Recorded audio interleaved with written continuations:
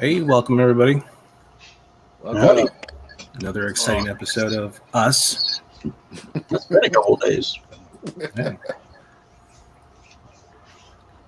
I'm So, old now. Yeah, happy belated birthday. Happy belated birthday to Tommy. Happy birthday, Tommy. Thanks. So, how young are you now? 42, and I don't feel a day over 65. Well, you're looking. Which one? Sure. Yeah. That's good stuff right there. Yeah, it is. Looking a good 42, man. Something like that. I'm right behind you. Johnny's just nice, is all. I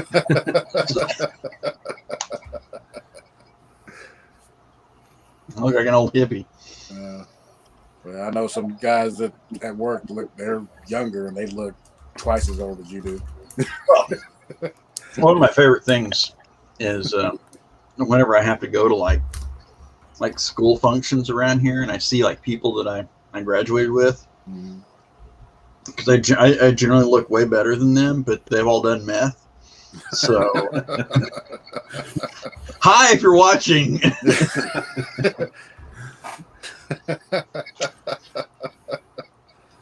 I'm not saying anything's not true.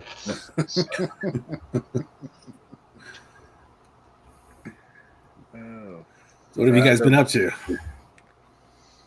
Well, I scored me a nice new promotion at work. That's pretty cool. Congratulations. Congratulations. Yeah. Thank you. Other than that, partying like a wild man, because that's what I do, in my old age. So Yeah, you don't get this mileage without putting a little work in. that's right.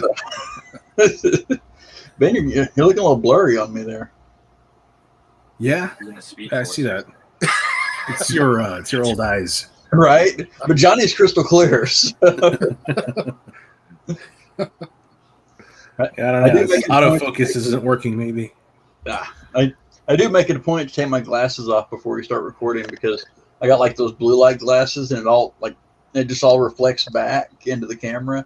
Gotcha. So, I want people to look into my eyes when I'm ranting. Right. Start doing this shit when I'm.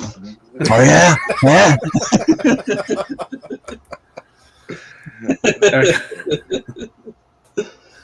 So, what'd you get for your birthday? Older. Don't we all? Extra day off work. Nice. The grill. I got Ninja Foodie. Oh, cool. Yeah. Got an air fryer attached to it, but it's got the 6-burger grill, and my wife's been fixing up some great dishes with it. It turns out I have learned since we got this thing, I love asparagus. Nice. She fixes this great asparagus with turkey bacon sprinkled on it. I'm like, yeah, great. Everything's better with bacon. Yeah, even turkey bacon. Yeah. But no, we've been trying out different things to different recipes and stuff. Try to eat a little better. Right. So, and we've learned also that zucchini fries have an air fryer are delicious. So, and aren't completely terrible for you. So Nice. my 6-year-old ate one on purpose. Yeah, we didn't even trick him. Like he was like, do you have some of those? You have some of those fries again? I want one. And you can have more. It'd be good for you to eat something remotely good for you, right? Look, I'm just trying not to die. That's all, guys. Yeah. You said asparagus, Tommy. Before I couldn't stand asparagus, and I just started eating it to like maybe 2 years ago, and now I can't get enough of it. So, but I like it fresh. My sister, she can cook it pretty good. Mm-hmm. Fresh asparagus, can't get enough of it now. Yeah. Before Amy fixed this up in the Ninja a couple weeks ago, I think I had maybe intentionally ate asparagus one time. And it was like something that was like included with a dish that we got at some restaurant somewhere, and I was like, all right, and then she picks that, and I was skeptical when she said dinner's ready. I was like, where's the food though? And I started eating. I'm like, this is really good. So, I think the first I tried was the smash burger. They had the flash fried, mm-hmm. and that's what kind of got me hooked on it. So, also learned that using an air fryer to reheat pizza is better than using a microwave. Doesn't get as soggy. So, yeah. Of course, defeats the purpose of eating better if I'm eating pizza, but I'm a flawed human being. All right, you gotta splurge sometime. Baby steps. Yeah, I do it 6 days a week, and then I eat good 1 day a week. I need to change my ratio.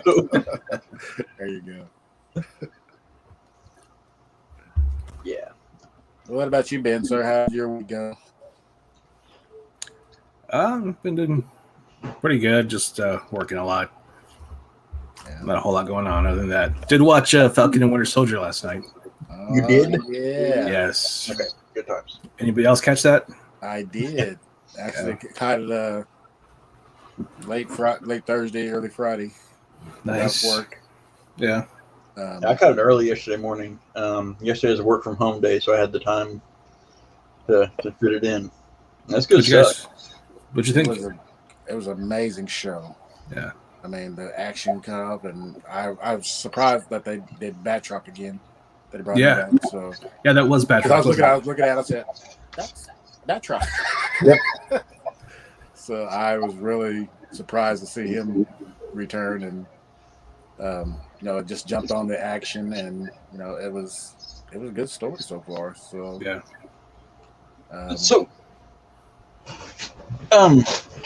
I had said at the end of WandaVision that I thought that kind of showed that the long form was the way to do it, and this just drove that home. We got more depth out of the Winter Soldier in one episode than we have in all the movies because they had time to just sit with him. Yep. Yeah. And I've loved him in the other movies. Don't get me wrong. I'm a Sebastian Stan fan. I've loved the Winter Soldier, but just that one episode of him. I mean, not just his shrink session. Yeah, all of it. I love that. Yeah. I love the exchange with his doctor and stuff. I thought that was good. Funny. That was good stuff. Really good. And then his friend. Then come to find out, his friend was, his son was the one he assassinated. That he killed. Yeah. I was watching that with my oldest boy, and it hit me about 2 minutes before it hit him. I figured out what the deal was with him hanging out with the old Japanese guy, and I went, oh damn. Yeah. And then it starts to dawn on him too. About 2 minutes later, he's like, oh, I'm like, yeah. Yeah, my favorite thread of the MCU has always been the Captain America movies. I mean, Captain America is my favorite character, even before the MCU. And as much as I liked Captain America: The First Avenger, Winter Soldier is my favorite Marvel movie. It's the only one that I just randomly pull out and throw in and rewatch. The Russo brothers, they hit another. I mean, they took stuff to another level.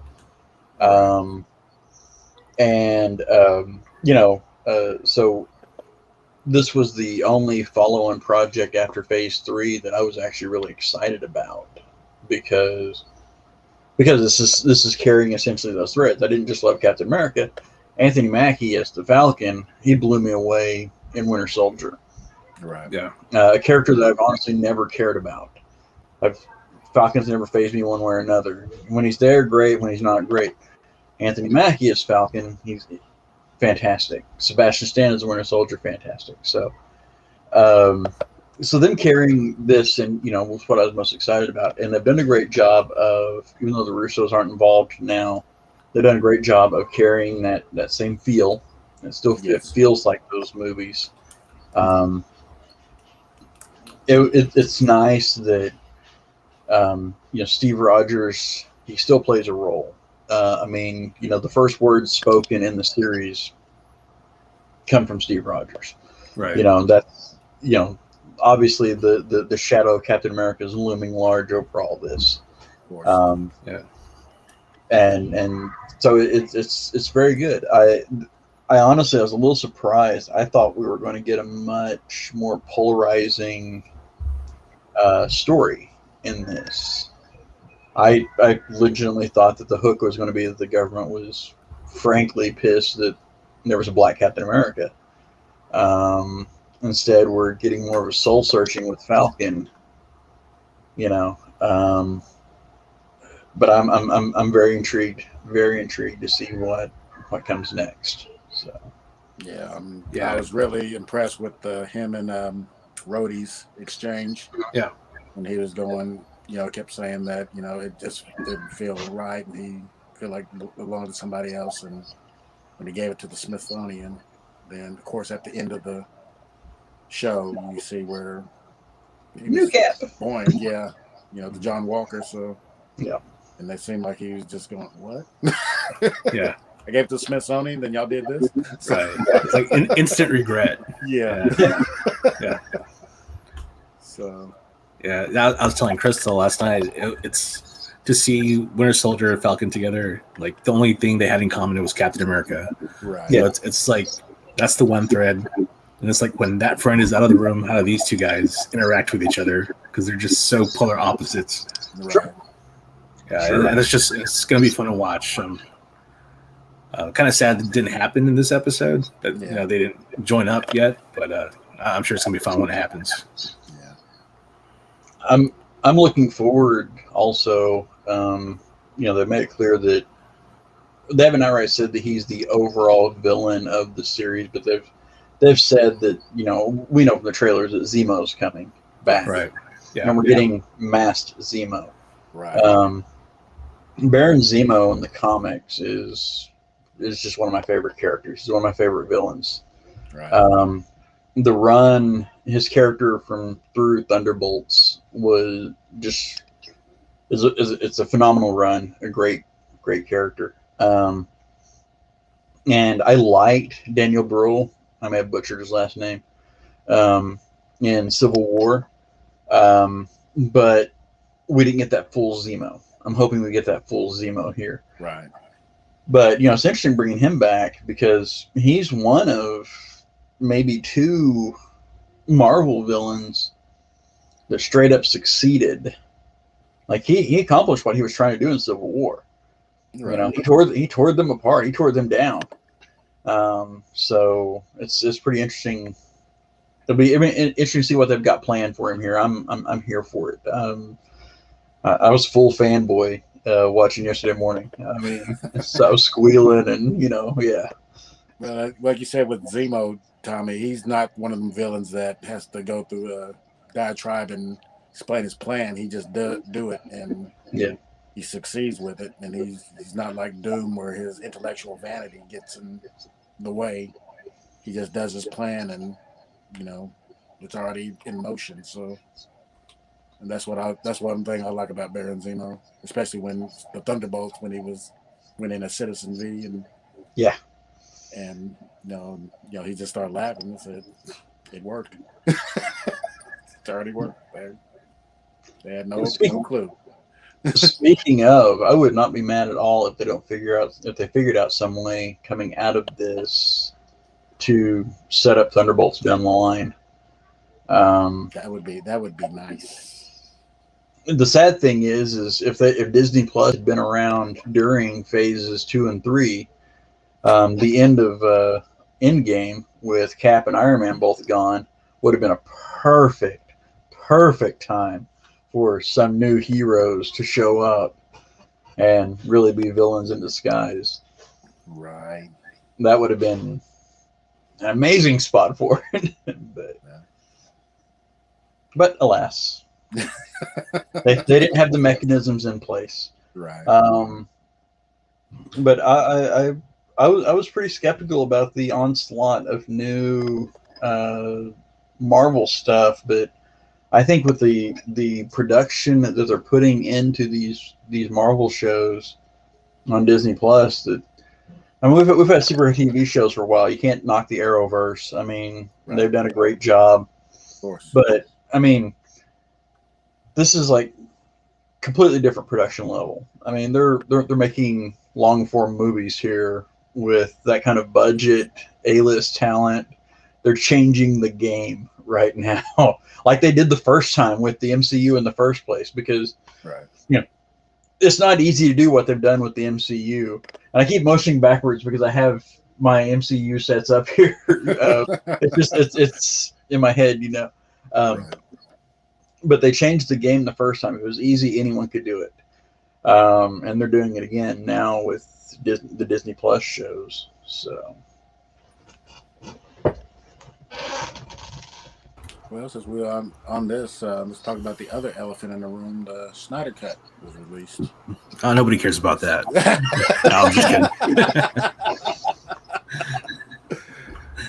But, no, yeah. So I know you and Jason watched it. So yeah, how was that?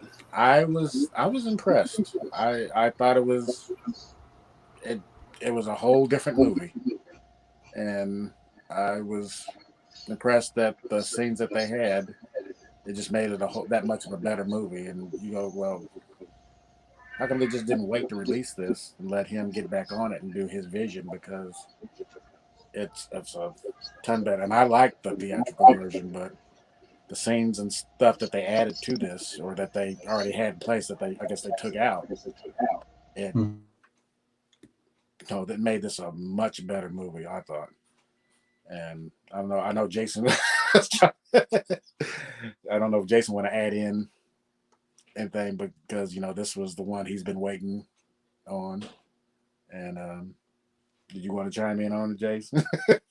Yes, it was awesome. It filled in a lot more stuff and answered a lot more questions from BVS that you didn't get in the original or the theatrical version. Awesome. A lot of great scenes, especially with the Amazons. Oh yeah. And I don't understand why they took out some of the scenes that they did, especially the Cyborg scenes, because there's more scenes with Cyborg, and well, why didn't they have this in the original movie? This is what they needed. Yeah. So I mean, that was a pleasant change you got to see. The Cyborg was great. Yeah. I don't know why they cut any of that out. And then again, the Amazon battle scenes were better. And the Flash got better as well. Yeah, and the Flash definitely was better. They added the extra Flash scene. I guess they didn't have in the theatrical cut, and it was way better than just a lot of different stuff. Then of course you had the dark side. Yeah. Which, for the life of me, I don't know why they didn't keep in the theatrical, because I thought the whole point of that was bringing Darkseid along, and it was a whole lot better. They even made Steppenwolf. He looks a little more menacing in the original design that they had for him. So he actually has a backstory. Yeah, definitely have a backstory, and they kind of delve a little more into the anti-life equation. So again, 4 hours. I mean, if you're not, that might be much for people, but it is broken into chapters. But that's something that we wanted to see and you was always curious about. So,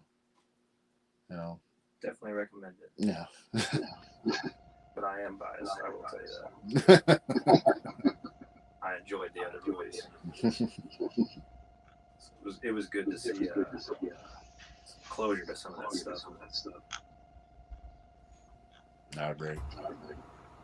That's really cool. So was it a huge departure from the first, like the plot of the first movie?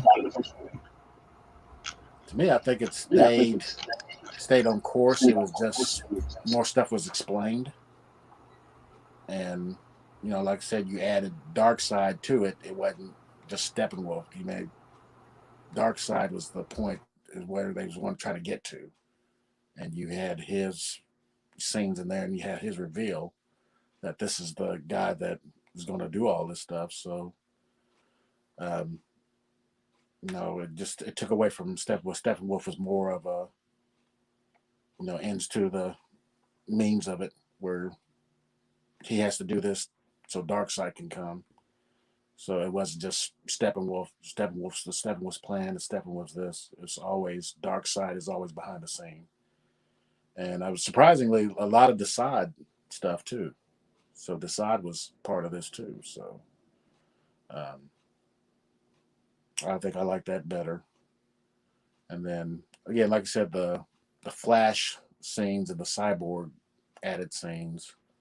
Yeah, they cut a lot of Flash stuff that was unnecessarily cut for some reason. Right.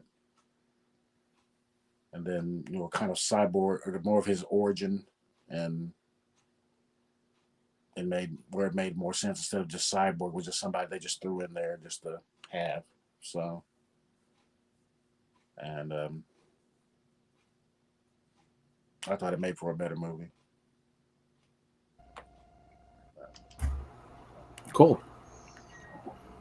Yeah, and of course, what was that?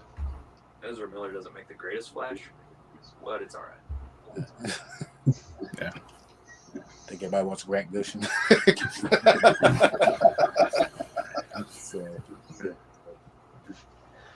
Yeah, I haven't watched the Snyder Cut yet. I intend to, but I may break it up with the 4 hours. Yeah, it's like when Endgame hit streaming, I watched Infinity War and Endgame back to back, and as much as I loved those in the theaters, about halfway through Endgame, I'm checking the clock. I'm like, I need to get a move on here.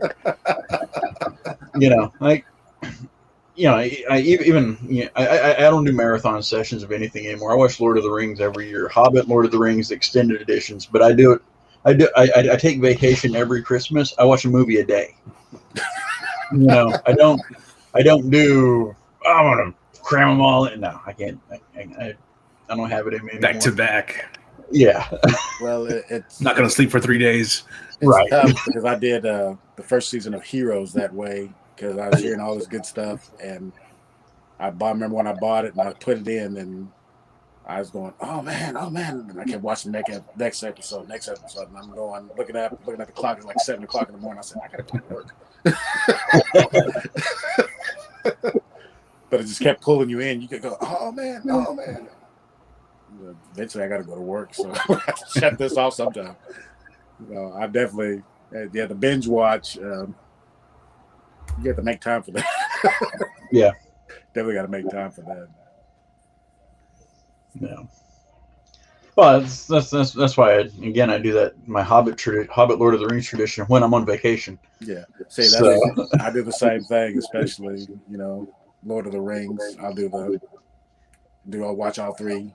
Extended version, because I got an extended version. So, and same way with the Star Wars. If it's not on TBS or TNT or something, I'll binge watch those too. So, but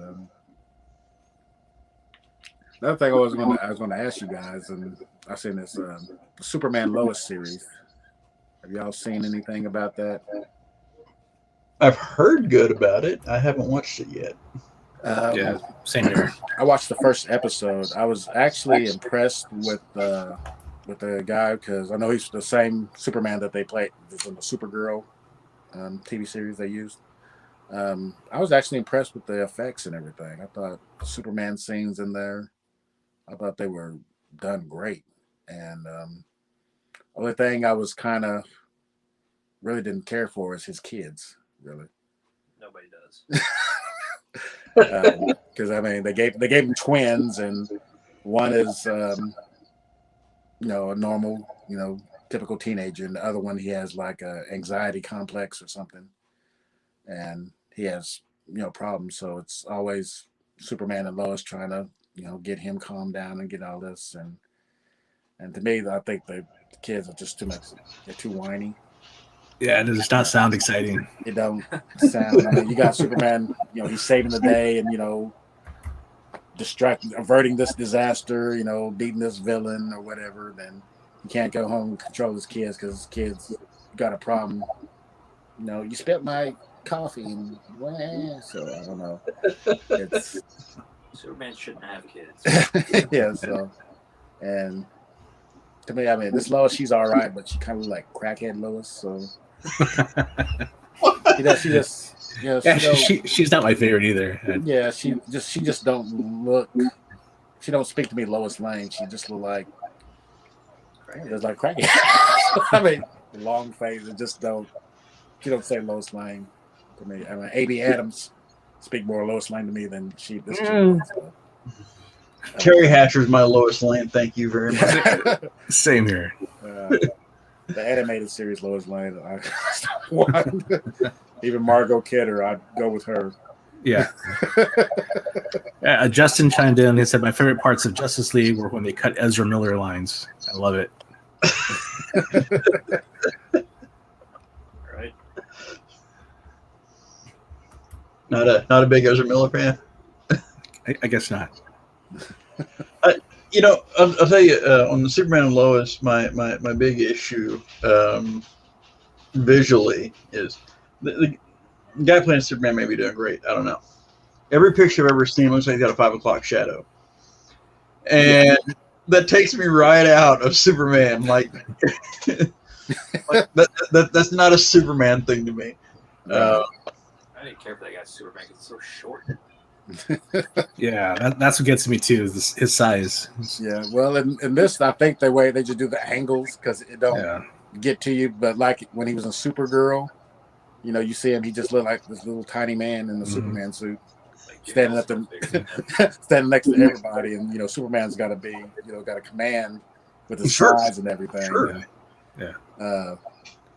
This guy, I think they did the angles better because it don't seem that way in his show, but in Supergirl he seemed like he was just okay, this is Superman, he's in the room, but you got all the other side characters bigger than he is, and they got looking down on him. They should have they should have put Brandon Routh back in that role for the series. I mean, yeah, he's very good. He's very good Superman. Yeah.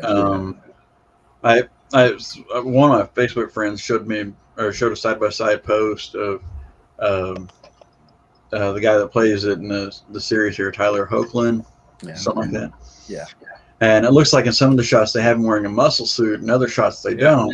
And like it's funny, like how obviously different it is. Yes, it's like a Halloween costume. Yeah, because when he's in the Superman costume, and they even did a retro Superman when they first came on when the series was on early in the series. They did like the retro Superman suit. And then, of course, they did the current one where he looks like the Man of Steel Superman suit. But it looks like he has, a padded suit on. Yeah. Then when you get him in, when he's Clark Kent, look at his arms look like, like my arms. like myself, real skinny. You just kind of go, where are the muscles at? It's his secret identity. Yeah. He keeps them in his suit. Yeah. Literally. Yeah, so. But going back to that, I mean, the Superman, the effects that it had in there, I thought were great. They did real good. It's just, I just wasn't a fan of when it come to Clark Kent, the Kent family time. It's, yeah. But I do like the Superman scenes in there. So I didn't know if any of y'all checked that out, but, see what y'all think. While we're talking Superman, that's one thing with the DCEU. Henry Cavill is, I think he nails the look. Yeah. I think he nails the nobility, like not that presence of Superman. So much so that when they announced him to play Geralt in The Witcher, which I'm a huge fan of the Witcher games, but Geralt is a very pragmatic, mercenary type. And I was like, I don't know if he does Superman so well. I don't know if he can do this, but I've always thought that I'm not as big a fan of the DCEU as our boy Jason over here is. I don't hate all of it either. I'm not like there's a cynicism to it that to me feels like the opposite of what you expect from the DC universe. But I thought Henry, just for Man of Steel, Batman vs Superman, Justice League, he just nails that presence. I think he's just a phenomenal Superman. Yeah, he is. I like him. Agreed. I guess Christopher Reeve will always be the ultimate Superman, but Henry Cavill, right now, I don't think there's anybody that can play him better. That's including, I always thought Tom Welling did a good job in Smallville. Yeah. And even I like Brandon Routh, and even though the movie was kind of atrocious, and Superman Returns, I like Brandon Routh or something. Oh yeah. Superman Returns had some issues, but he was not one of them. No, not at all. Not at all. Superman Returns, Kevin Spacey, I thought was a letdown. Yeah. Yes. I was excited when they announced Spacey's Lex Luthor. I'm like, oh yeah, sign me up. And what we got, I thought too. I thought he was going to be a better Lex Luthor, but he was just a raging villain. I mean, he was a one-dimensional, he really hammed it up. Yeah. And I didn't care for I can't think of her name now. It was Kate Boswell? Beckinsale, I think. No, it's not Beckinsale. Bosworth? Yeah. Okay. As Lois, I just wasn't a fan. Brandon Routh, great Superman. Wrong damn movie. Yep. So, hey, let me see if I can do this share screen thing, because I'm going to show you guys something, if I can pull this off.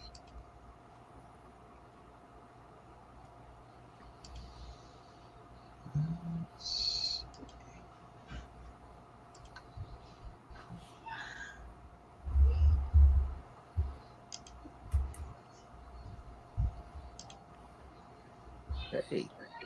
My boy Mario just sent me this a little bit ago. Oh my! Oh, that's looking good. Yeah. Good job, Mario. Nice. So thought I'd show. Yeah. Just popped a few minutes ago. I thought I'd show that off to you guys. Like I literally just seen it.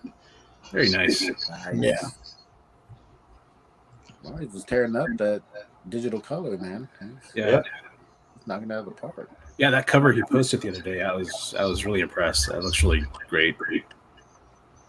Yeah. And he's pumped about getting this done. We had the conversation many I don't know how many years ago. It was one of the horror cons, and he was just frustrated because I think the only thing he had going on was the tribe, and I don't know what was happening with it. And I just pointed out, I was like, I got books on the table here, brother. I mean, you see, when I start pushing some out, I find ways to get it out there. I said, you want to make comics? Let's make comics. You do the work. I'll do the stuff on the other end to get it through. So, and he started hitting the curse again pretty hard last year sometime. Yeah. And ever since he finished up the inks, he's been hitting. Or finish up the pencils rather. He's been hitting these pretty hard, so that's 5 pages down. Nice. Well, you probably need to go back a year back, Tom, because I remember he was at the Collectors Con and he was working on it then, and he was getting it. And I asked him what he's working on. He said, I'm trying to get this curse done. So he had picked it up at one point, and then I think just kind of let it fall to the side. Right. And I said. And then he asked me about it, and I said, "Oh, you want to get it done and get the art done?" I said, "We'll get it lettered, we'll get it published, we'll get it out the door." Yeah. So, but that's a pretty impressive little action sequence he put together there. That was that's our hero trying to make his way through a burning building to save people. Awesome. So he's not in hero mode there. He's in hero mode. He's not in curse mode there. Yeah. So that cover that he did is going to be the most violent Equinox cover that we've published. Nice. So, which means Johnny with Rachel going to up our game. Uh-oh. Extra blood. Yeah, blood and more blood, more death. Eviscerating somebody. Yep. Let's do it. Yeah. We're family friendly. Yeah, we're family friendly. We just like to cut heads and gut people. Right here. Do you want comics to sell or not? Yeah. Shit, did I say that horse alive?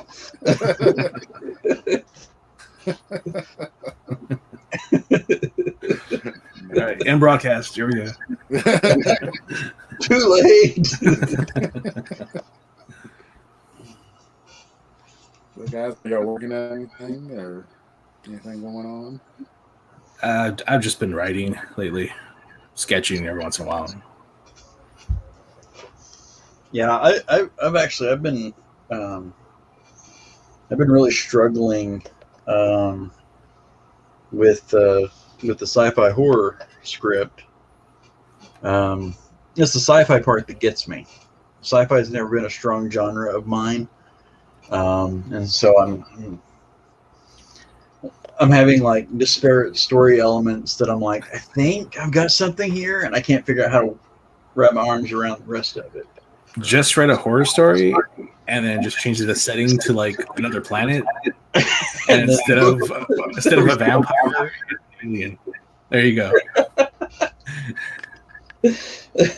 That is true. That's what we talked about during our horror deal, didn't we? Yeah. Even the sci-fi. Yeah. I am pretty pumped. Pretty psyched. Got something else going on. I work for a wrestling company, Wrestling for a Cause. And I've become heavily involved in the creative end of that, helping write segments and programming for our YouTube show. And when I say YouTube show, I mean it's our TV show. We just broadcast on YouTube and not on television.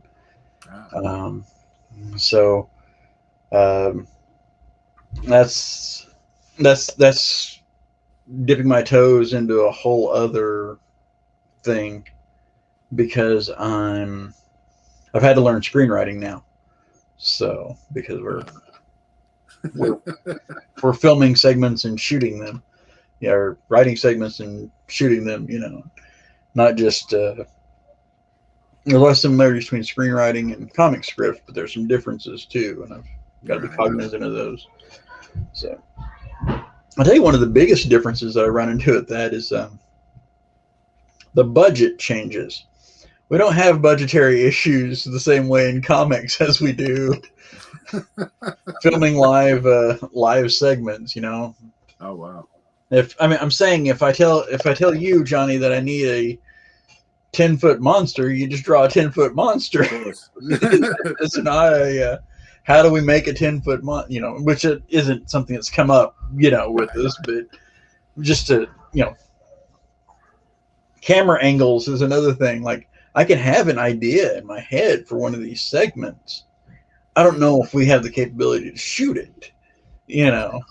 Whereas, if I have an idea for a panel perspective for a comic book, it's a whole lot different just to dial it up from a top-down shot or whatever. Right. So, of course. But that's pretty fun. They're keeping me on my toes there too. So. And you never tried anything like that before, have you, Tommy? No. I mean, I've been a lifelong wrestling fan. I've done what they call fantasy booking on my own, putting stuff together, and how I would run shows and stuff like that. But I'm now a part of it. So,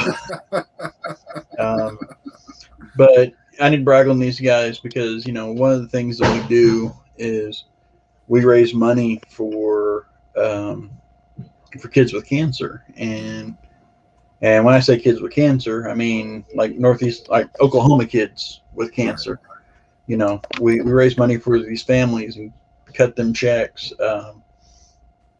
You know, one time I got Johnny to kick in an art piece for an auction for one of these kids. Joker standing there with I think a bloody crowbar over the Bat family. Right. And that was intentional bait because I knew that the guy that owns the company is a huge Joker fan, and that piece was going to be too tempting for him, so it was going to sell one way or another. And it did. So when he saw it, he was like, "Ah!" I kept teasing him with in-progress pictures. And, hey, I'm bringing this to the auction.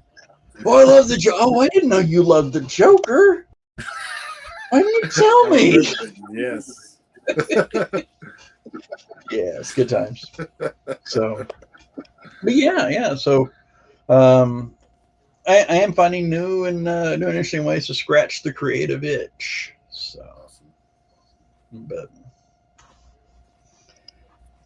I'll probably never wrestle again because I'm old.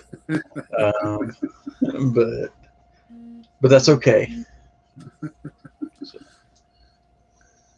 Now, is that the kid right in the background? Oh yeah, I'm sure. Okay, because I heard sound like some screaming. I was going, it must be Tommy because there's no kids out by my street or anything. Yeah, I got my office door closed and locked, but Harlow he's going nuts out there. When I say going nuts, I mean in a normal 6-year-old way, not in a Tommy's a bad dad needs to go take care of him kind of way. Wants to see what Dad's doing. He knows. He gets sideways when I kick him out of the office. Like, hey, I got stuff going on. You need to go. But how long? You'll live. What about you, Johnny? What are you working on? I'm working on getting some of these commissions done, man. I was trying to. Everybody comes with me. Hey, can you do this for me? Do this. And I've been trying to slow them down because I definitely want to get started on our Bigfoot Christmas story. But y'all may have a tough time saying no. So, but I'm knocking some of them out. So, just mainly that's all I've been just doing, getting these commissions done and knocked out of here. Then I may have to shut down. I helped Johnny out a little bit because that Bigfoot Christmas story is intentionally set in a very snowy Christmas, so he has less shading and inking to do. So I'm just looking out for you, brother. Yeah, appreciate that. May have to do what John Byrne did in the Snowbird deal and have all the panels that didn't have anything on there and just had dialogue.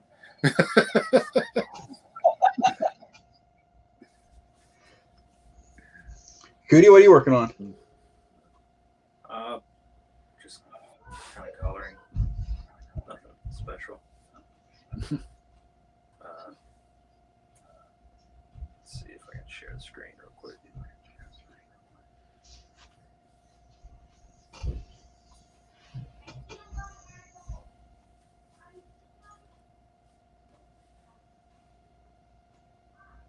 Just doing some coloring on this. Sweet. Nice. That looks awesome. Thank you. It's still learning the coloring process for digital. That's really cool. Yeah, I love the shading. Thank you. That'd be a possible print. Yeah. Right. You could sell it as a, what do you call it, NFT? One of those non-fungible token pieces of art. Yeah. What? Yeah, that's been a big thing here lately. What is it? Call it NFT. NFT, non-fungible token.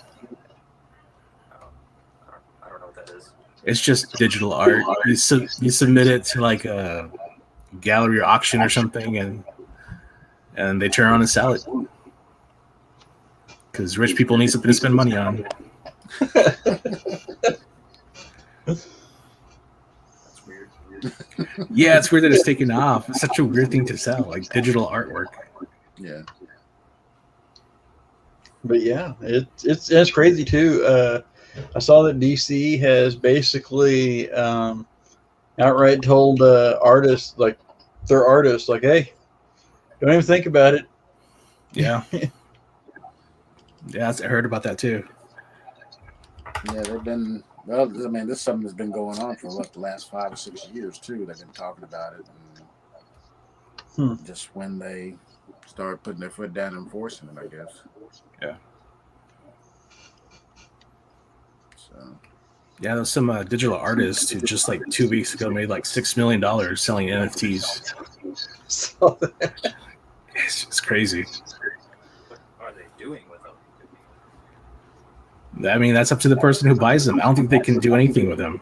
It's just digital artwork file. I like to imagine they're getting those little frames from Walmart that you plug like a flash drive into, and it's rotating the pictures. Right. They're like, yep, that's an original digital file right there. It's a digital file, and I paid $6 million for it. I'm showing it in my $20 Walmart gadget. That's right. Got all the layers on there and I would everything. never Yeah. I just don't get it. Yeah, I don't get it either. Rich people. I don't understand a lot of things. Yeah. What are you going to do, rich people? Yeah, rich people. They be crazy. You guys remember when people would just walk around and take pictures of your artwork at the booth? Yeah, I remember that. Yeah. Now people are wanting to buy nonsensical digital art. Well, but see, where you're missing, where you got the disconnect there, Jason, is you're talking about rich people versus poor people. True. No, I'm sure a lot of the people who are coming to the table and wanting to take pictures of the art on the table were also paying like, $100 for an autograph and $500 for a photo package with a Z-list celebrity that was in some shitty show that got canceled after a year. Zombie number 3 and 4 in episode 7 of season 12 of Walking Dead. Yeah. Yeah. It's amazing that I miss conventions. It's amazing that they act like stars too. Some of them, Yeah, yeah. That that's the only role that they had on screen has actually shown. Then now they act like they're A-list Hollywood celebs. Yeah. It's amazing. So, have you guys heard anything about the future of conventions in our area? I haven't heard anything. Haven't heard anything. Just that Tulcon, which they're trying to get together, but Is that the fantasy one we were talking about? yeah, the one, the sci-fi fantasy sort of deal. Prior Creek is on currently for September, I think. Is it? Yeah, Jimmy Trammell, his show. He's got it set up for September something, I think. Oh, really? Oh. Yep. Nice. Because usually he has January. Usually he has that, right? Well, yeah. So I wonder if this goes off without a hitch. I wonder if he'll push it out another year, or if he'll try to squeeze it close, or what he'll do.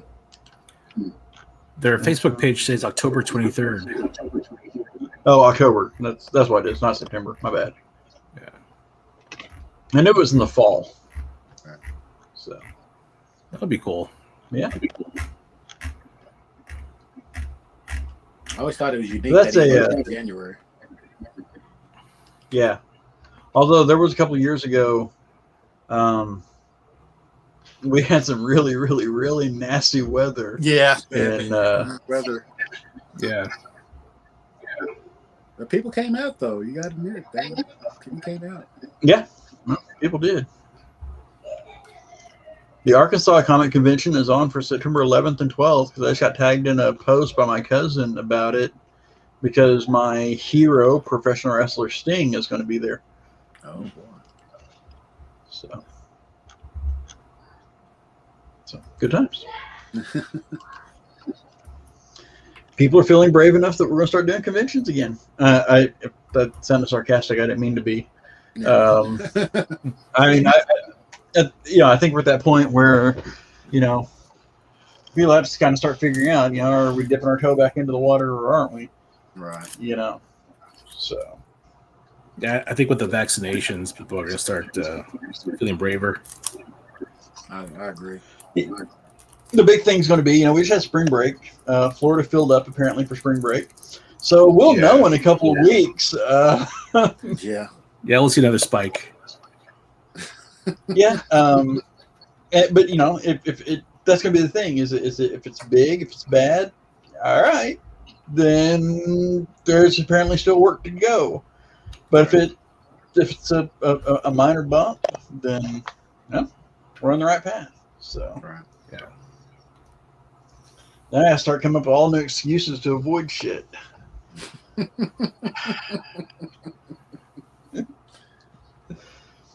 I've tipped my hand too much. Well, I think COVID's still valid, so you can still use that one. Yeah. I make no bones about the fact that my favorite part of conventions has always been hanging out with you guys. So, same here. Selling 10 comic books and browsing a bunch of overpriced memorabilia and awkwardly walking past the D-list celebrity who's no one has come to their table, and they're like kind of pushing like their 8x10s forward. They're glossy. Yeah, and the creepy guy who's got his 17-year-old daughter dressed in tight clothes as a booth babe for his convention. I don't know how old she was. That one actually happened at SoonerCon one year. It was across from us. Cute girl. I'm sure she's underage, and someone had overheard a conversation, realized her dad was the one who had the table, and he had set her up as the booth babe. So it's Jesus Christ, man, just pimp her out next time. That'd be the next step, Tommy. Pimping ain't easy. Man, oh man. Yeah, no, I mean that's what I do. My favorite part of conventions is, which is probably why I'm terrible at marketing myself, is seeing my friends. Yeah. That's the fun part, watching all this stuff go on and pointing it out. Yeah.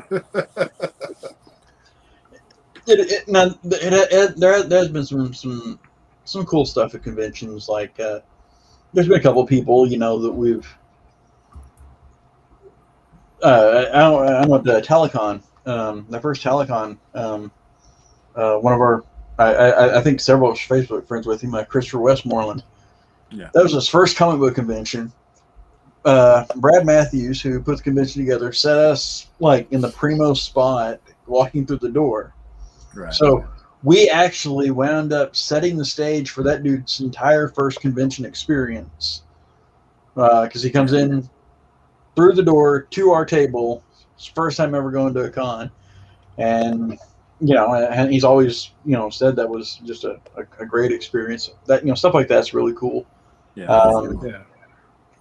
There was one year at SoonerCon, we cleaned up on Rachel Strand books from younger girls who just kept hitting the table and and wanting more of those books. that's a good feeling, not just from the selling the books, but seeing people excited about. Cool. You can tell some of these times when people buy your shit at the table like it was a comic book. The ones who are buying it because they have, an extra $100 sitting in their wallet so they can throw 5 at you because they feel sorry for you, and the ones who are going to read it. Right. And so it's really cool, when you get those. I appreciate the pity money every time. But nothing wrong with pity money. Yeah, please don't stop doing that. Yeah, nothing wrong with pity money. Yeah. But man, that excitement's really cool. Yeah. So, well, even when they come back next year and want to know if we have any The next new issue. direction books. Right. we're like, no, because that's not how this works. We have day jobs. Yeah. We carry ourselves like rock stars, but we slave away during the week. Yep. But you're right, Tom. I do like that feeling when they come back. Hey, when's the next Rachel? Is Rachel out yet? Is Rachel out yet? Man, I always love that. Yep, it's a good feeling. Somebody's looking at it, liking our stuff that we've done, the ideas that we put in, the work that we put in. So, Well, I mean, we talked about this back probably our first episode. I mean, that's the benefit. That's what I get from it. I'm not making any money off this, so that's what I get from it is when someone actually reads the stuff that I write and gets excited about it. right. That's the nourishment. That's Right. Yeah. Thankfully, my day job takes care of me because comics don't. But comics takes care of my soul.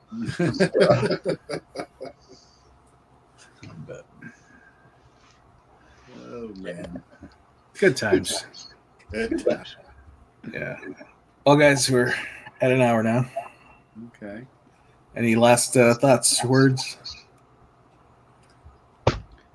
Well, apparently not, because we're so silent right there. Everyone's, Just to hang out, man. That's what this is about, everybody. Yeah. Anybody that's watching, we're hanging out. It's nothing. We're not going to give you any great information. We just like to hang out and talk amongst ourselves and talk about stuff going on in this culture that we love. now we're all boys. I mean, so some of my favorite times in this industry have been with these 3 cats right here. We've had some fun road trips and so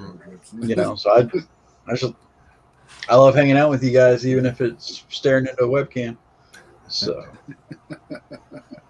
Same here. Good times. How about you, Johnny? Word. Yeah, same here, man. Like I said, just this is what this is about, just hanging out. The pandemic put us in an awkward place, but with the technology, we're able to come together like this and still have our chats and have fun and have a good laugh. Yeah. Good medicine for the soul. And Gotta again, feed talk the soul. about this culture that we love, man. Yeah. Jason? Yes. Yes. I will tell you.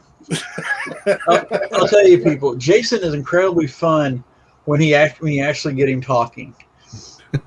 Yeah. Sometimes. Yeah. It's good times. Good times, indeed. What about you, Mr. Bean? No, good times. I just wanted to hang out today. I didn't really have anything planned. Just want to check in on everybody, see how everybody's doing, and laugh, have fun. Yeah, well, my younger sister, she was asking how do we get on? Can she get on to come on here? And I said, yeah, I think you can watch it live, and if you want to, they got a chat where you can chime in with questions or criticize us or whatever you want to do. So Right, make fun of us. Yeah. yeah. So Oh, I was muted. yeah. Yeah. See, Yeah, we're getting some feedback, so I put you on mute. yeah. Sorry, Tommy. So No, I was just saying we're all very thin-skinned, though, so no criticism, please. Right. We'll cry for hours afterwards. Yeah, we'll cry. But it's all good. I may cry on air. Shut the stream down early. Just turn your camera off. Yeah. Bizarre. Nobody wants to see that. Yeah. I'll be too emotional. I can remove you. That's all right. Tommy, get hold of yourself. Get hold of yourself. Get hold of yourself. I'll help you save face. He's having a moment. So he'll be back in a minute.